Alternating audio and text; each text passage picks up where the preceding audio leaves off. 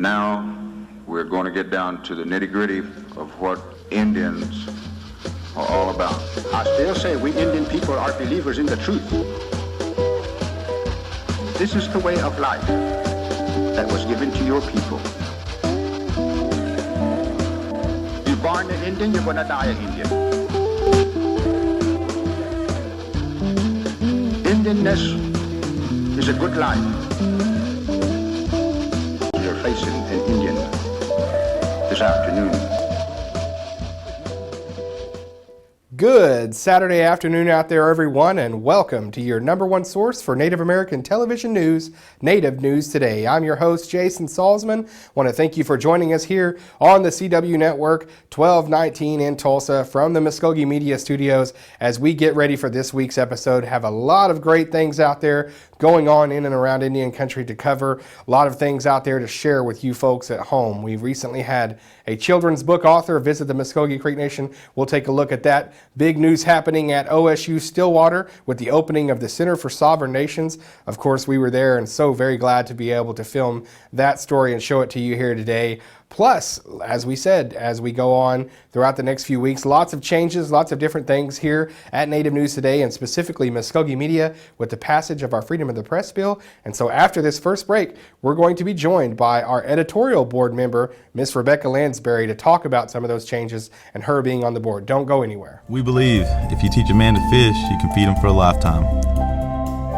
We believe that transitioning convicted citizens back into our communities enhances public safety. We believe that every citizen, even ex-prisoners, are important and are capable of change.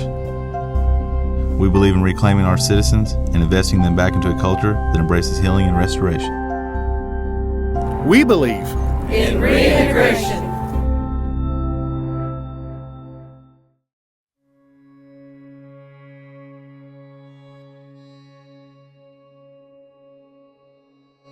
It's more than just an associate degree.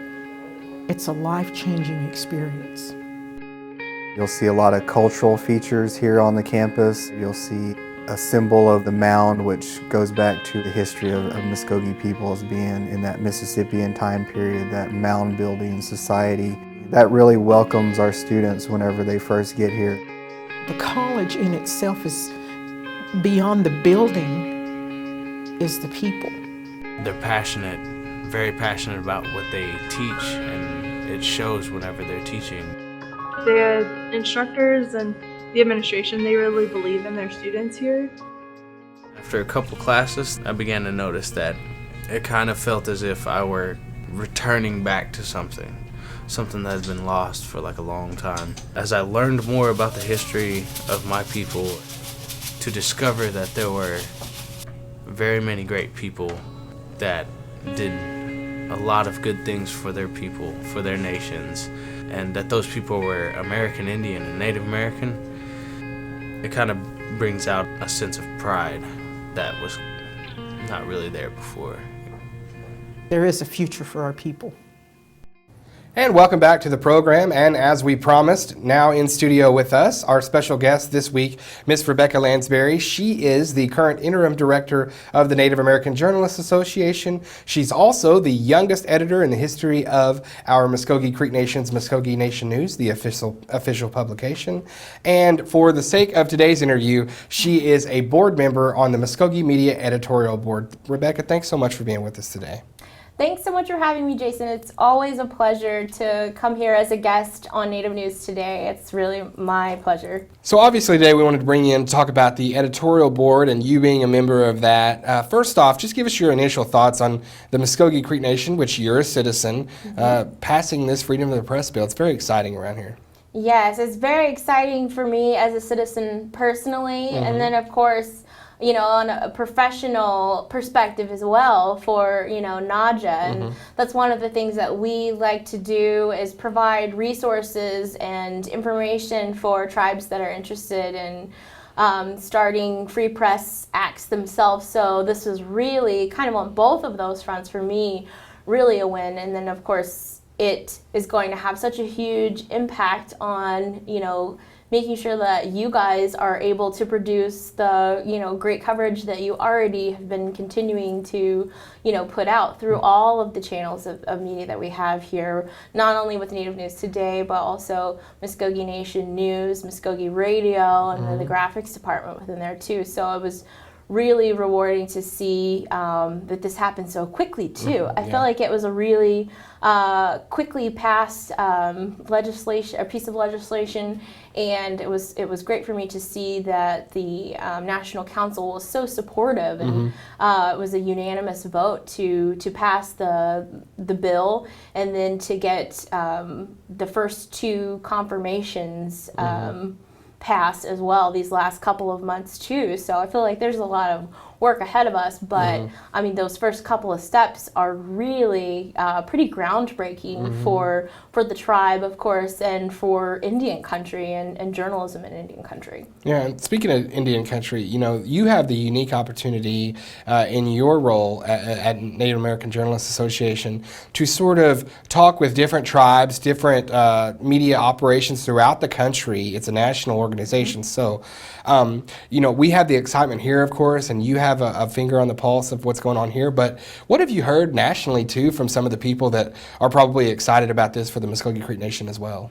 Yeah, one of the ways that we shared this news with our Twitter followers, and yeah, people were really excited. I know Lindsay Crable-Burton, who is one of our NAJA members and does freelance work, she did, a blurb in the Tulsa World, for example, and so, even local media are picking it up, especially here in Oklahoma. We have, so many connections. I mean, Oklahoma is Indian country, and so those, mainstream outlets as well, I think they're excited for this because, there's, to some extent, there's some shared resources between what the tribe is producing and Muskogee media is producing, and there's shared information, and of course they have a vested interest in what's going on here, just like that applies nationally when it comes to covering Indian country, and why mainstream media uses NAJA for those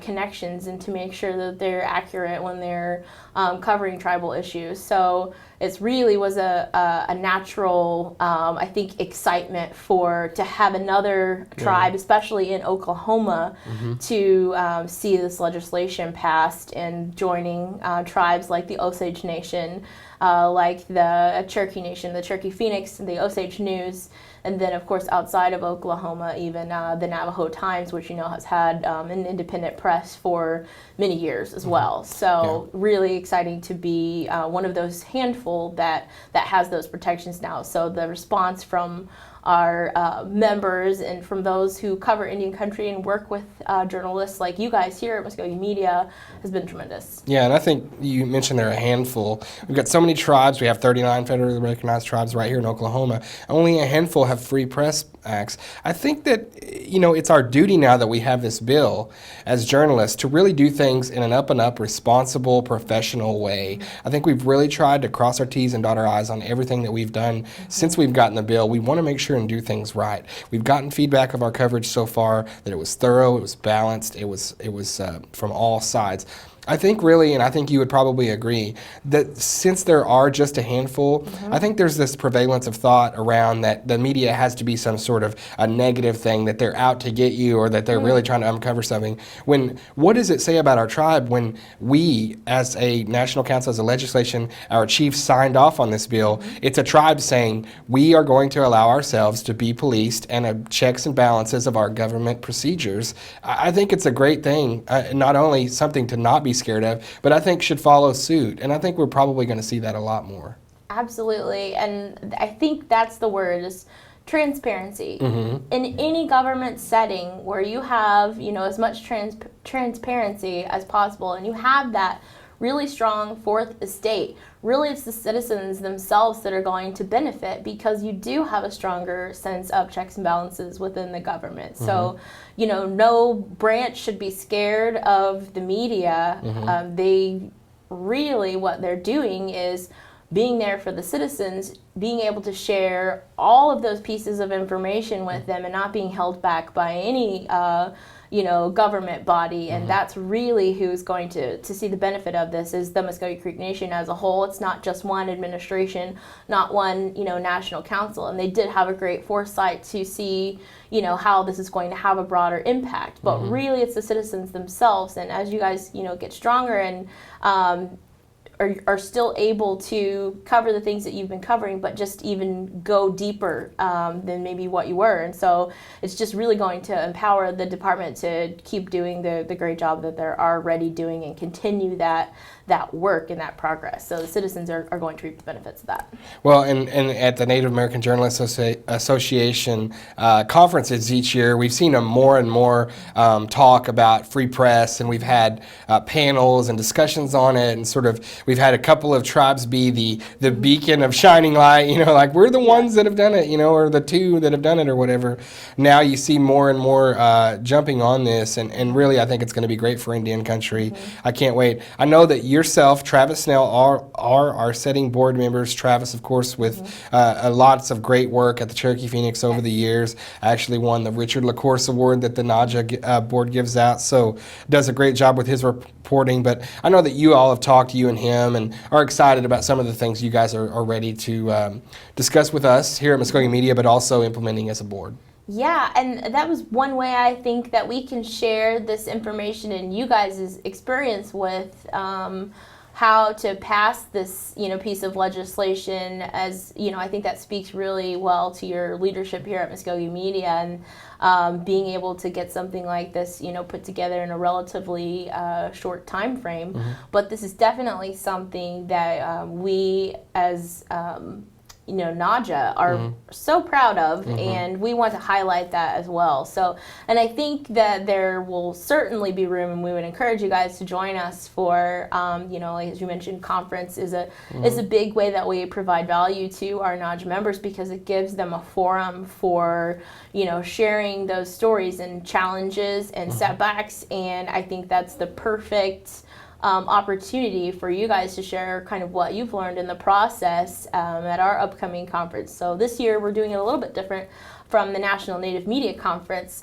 We're still doing the conference, but we're going to be partnering with the Society of Professional Journalists and RTDNA. Oh, great. So it's really exciting for us as an organization to partner with these, the biggest names in journalism and media. And, they uphold the same values that we do and place the same value on freedom of the press and freedom of information that we do as Native journalists, of course. So it seems like it's a natural partnership, and we would be very thrilled to invite you and to invite Sterling to come on and talk about your experiences and share those with other members and those working for tribal media who may have an interest. That this might be the catalyst that inspires them to pursue that free press and see, okay, Muskogee Media did it, we can too. So we really want to share that experience at the conference this year, and as far and wide as we can share that information with our members and with anyone covering Indian country. This is how you do it.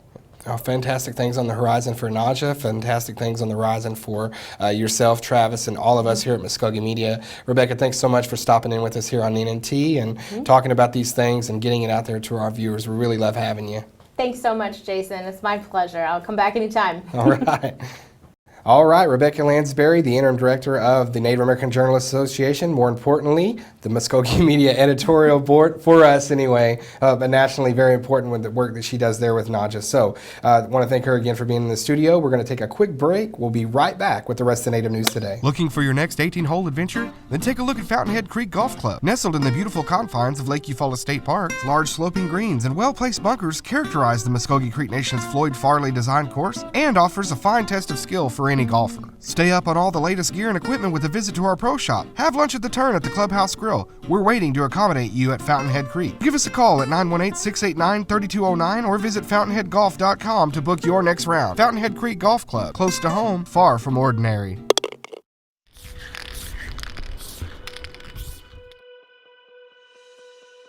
I think creatively I was just into drawing for a long time, like ever since I was a kid. It wasn't until maybe around late 2007, 2008 that I became aware of the graffiti scene. It changed everything for me. You don't even really understand in the beginning what kind of journey it's going to take you on, but I think that in order to become great at what you do, it really boils down to how you feel about yourself and how you feel about your own artistic creativity and your own expression. You know, I think it comes from like a belief in oneself and pushing yourself to the limits as far as you can take it. And welcome back to the program. I want to thank Rebecca Landsberry once again for stopping in studio. As we get to our features this week, our first one takes us over to the Mound Building as recently children's book author Mr. Michael Dahl is very renowned author out there, does a wonderful job with children's books, and the Muskogee Literacy Program reached out to him seeing if he would come and do a presentation, read some of his books, sign some autographs for our Head Start children and some of our middle school age children that love his books. What a turnout it was. He agreed, came down to Muskogee Creek Nation. What a wonderful day that was for our kids to be able to get ingrained in those books, hear those stories. What a fantastic day it was here at Creek Nation.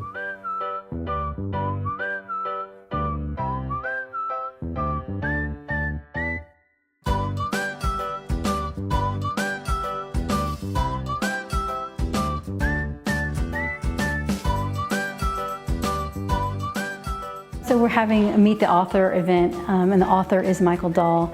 It was so exciting to bring him in because not only is he an author and a lot of our books on there from pre-K to 9th grade level books that he writes, but also those books that we're translating into the Creek language are written by him as well. So it was so great to bring him here, and he was really excited about coming and visiting with all of our kids. This is the very first time I've ever been at the Muskogee Creek Nation. I heard about it a couple months ago, and actually I was invited about 2 months ago, but I couldn't make it, something came up. So then the opportunity came again and says, yes, I want to be here. I have some Native Americans in my family, and the Ojibwe, you know, up in Minnesota. But this is the first time I've ever been able to speak to a tribe. So I'm just very thrilled. This is really cool to me. As soon as I got here, I've been taking pictures of it. Everyone who knows me back home was excited about it. So yeah, this is the first time I've been here, and I heard too that a number of my books for very young readers has been translated into the language, and so I was excited to see what that looked like too. We use those books in the classroom, and a lot of those are talking about emotions and feelings and kind of habits and things that you want a little child to learn how to do, like brushing your teeth and the proper things to eat. We use a lot of his books and his material in the classroom. So it was a really great, you know, partnership with working with Head Start and getting them the opportunity to meet with him and hear him speak. This is wonderful. I've never talked with a group this young. These are four-year-olds, 200 of them, all in the same room. And I was telling friends back home, yeah, I can talk to all these little kids. They said, it'll look like a bunch of worms out there when you look at them. They're all way. But I gotta say, that many kids in one big space, they were great. They weren't yelling or screaming, they weren't mean, they were listening. Yeah, it was sort of fun. It was just great to see how he engaged them and interacted with them and really kind of go off the cuff and read the audience and see how he got them excited about it, even if they don't even realize that, hey, we're talking about a book, or we're talking about literacy, or talking about reading. It really reached their core. I've been interested in writing and books since I can remember, probably since 5th grade, and I was always excited about it. And I've always been reading children's literature, even as a grown-up. That's my favorite thing to read. And I started writing for kids, and then I would get a letter. I got a letter from a mother who, she was in Georgia, and she said that her son, he was 10 years old, he hated reading. And he found some of my books in the library, and he got excited about them. He started taking them out, showing them, and sharing them with his brother, so that his brother could read it. I thought, this is amazing. You know, I may not be on the New York Times bestseller list, but I know my books are read, and they really get kids excited about reading. And if you can get a kid excited about reading, you can change his life. I would love this to be just the start of many more visits with other authors and other opportunities for our kids to engage with with real writers and even illustrators, and just giving them that opportunity to see what's outside of here and maybe inspiring them.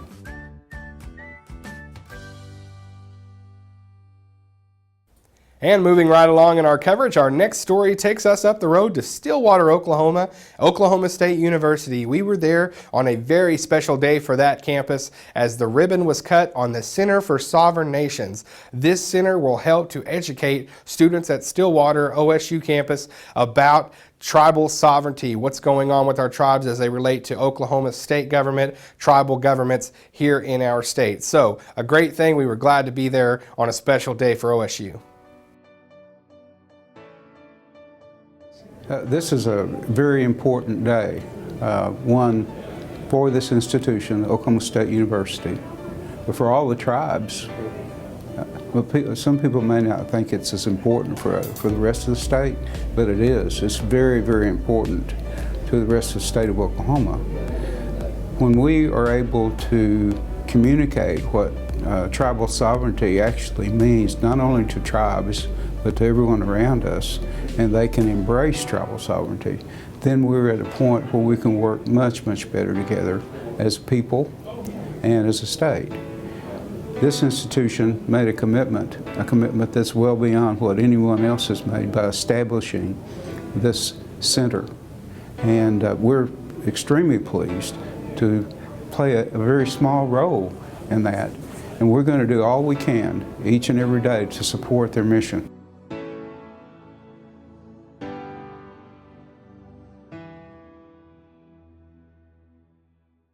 We've come full circle when it comes to the, I guess, the appreciation for and the support of tribes. We still have a distance to go. However, at one time the nations were looked upon more as second-class institutions. I think when you look around today, we're right at the top. We have some of the best trained, best educated, best run organizations in the state. And there's a level of respect that's generated from that. While there may be an appreciation for the institution and what we do, the impact that we have on the economy, there's still this one piece that yet is that we need to bridge, or this gap that we need to bridge, and that's the understanding of tribal sovereignty and what it really means to others, not only us. And in our case, without tribal sovereignty, we have nothing. We have a bond with each other as a people, but we have no institution that we can put our arms around and say, this is us. Tribal sovereignty keeps us together as tribes. We can be a tribe, but there's little that can go along with that. We're more as cultural institutions. With sovereignty, we're able to do things for ourselves. We're able to have government. We're able to elect our leaders. We're able to have organizations that we may not be able to have otherwise. The recognition that we have as a result of our tribal sovereignty is very important. And on one hand, oftentimes the people around us look at the economics, the economic development, the jobs that we provide. They embrace that. So that's wonderful. It's good for the state. And then, on the other hand, they're fighting us on sovereignty. They don't see the connection. So it's really important that this center get the job done that it says it wants to do. And I believe that they're committed to it. In fact, I know that they're committed to it, and we're supporting it.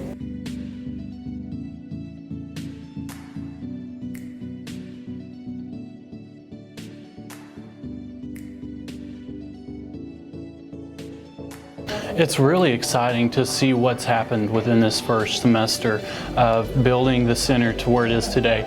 I mean, we started off in a very small office that we were cram-packed in, but we were still reaching out to students and still meeting our goals. And goals that we hadn't even set forth were just coming into us as a vision. And now that we're actually here today cutting the ribbon, it's like, well, now what's next? Because we have so many thoughts and so many ideas, and we're reaching out to so many students. It's just really fantastic to be able to cut the ribbon today and say, let's take another step forward, let's do this.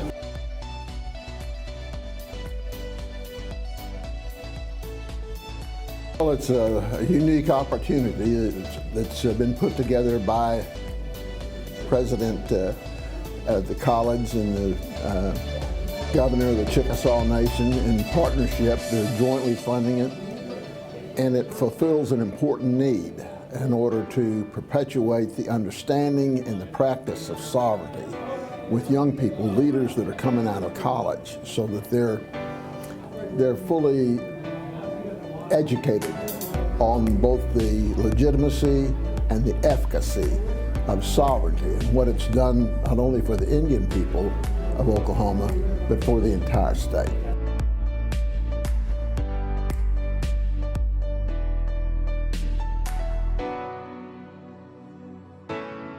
It is such a collective effort with the support of the university leadership and the faculty and staff. The student leaders come to this center now every day, and they've gotten to for the semester. And we develop strategies and then tactics to support those strategies for executing on our threefold mission of sovereignty, exercise and promotion of understanding sovereignty. Students, how can we help our students be successful? And partnerships, how can OSU develop new partnerships with our sovereign nations so we can serve them, which is in keeping with our land grant mission.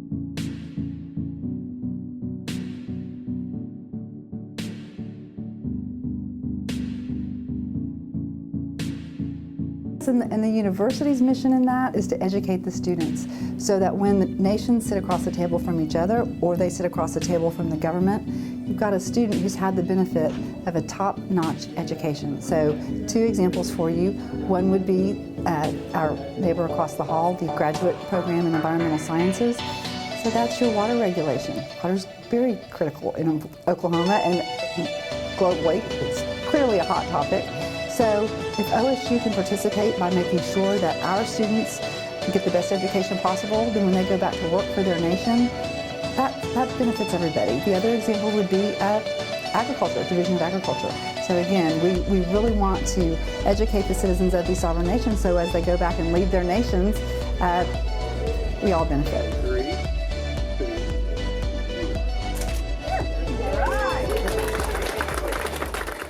And our thanks to all those great people there at OSU, our good friends, John Chaney, Elizabeth Payne, all the wonderful people making things happen for the Center for Sovereign Nations. Always great to go up and speak with them and highlight what all the efforts that they're doing there for Native American studies and also educating those on tribal law, tribal sovereignty. Also want to thank Michael Dahl, the children's author, Randy Narkamy Watson, for having him down from the Muskogee Literacy Program. A special day for all those kids, no doubt. And Rebecca Landsberry, our editorial board member, for stopping in with us. Want to remind you all, please keep up to date with our YouTube channel. Go online there, YouTube, look up Native News Today, follow all the things we have on there, including our new weekly updates from here at Muskogee Media. Check us out on Facebook, check us out on Twitter. We're all over the social media scene, making sure our citizens are informed of what's going on around here, and Muskogee Media does that better than anyone else. So, for Jared Moore, Devaney Luxinger, all of the great people here at Native News Today, thanks for watching, and we'll see you next time.